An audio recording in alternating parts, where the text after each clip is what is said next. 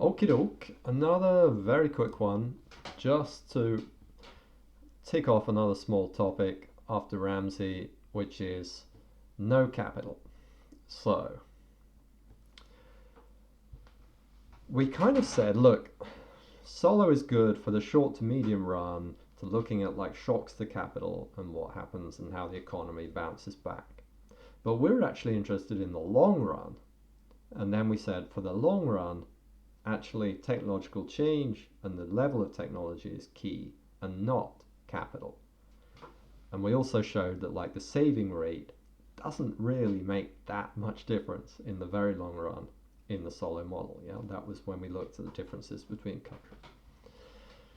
So maybe we can just have models, maybe we can just use the production function like this, right? And not bother with capital.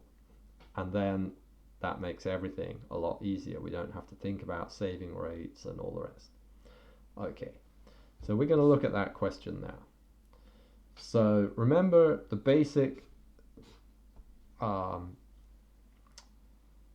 solo production function was ALL to the 1 minus alpha, K to the alpha. But we can write that as ALL. If we take ALL out, then we have ALL to the minus alpha left, right? So we've got K over ALL to the alpha. Okay, that's the same thing.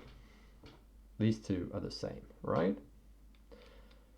But in balanced growth, we know that K and ALL, they grow at equal rates.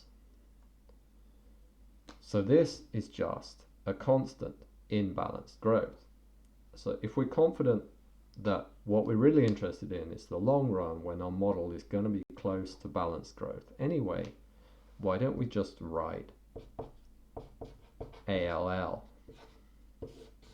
and normalize, effectively we normalize this constant to 1, or we've incorporated it into AL, if you like. We can do the same if we have resources in the function. Okay, then of course we need y is ALL to the 1 minus alpha r to the alpha. We can't drop resources because that's what we're really interested in, right? If we're bringing in resources to look at resource scarcity and so on, we need to keep them, but again we can drop capital. So what do we lose?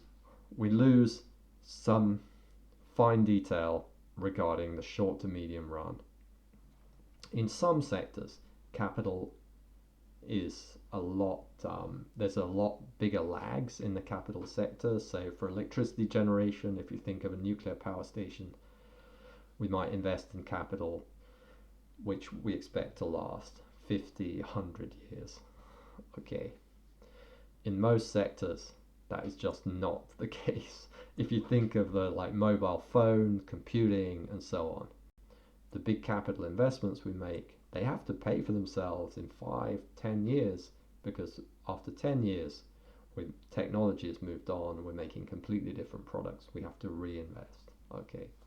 Most sectors are more like the telecom sector than the nuclear power sector. Okay. But we need to have that in mind, that for some particular sectors, we really do need to think about capital.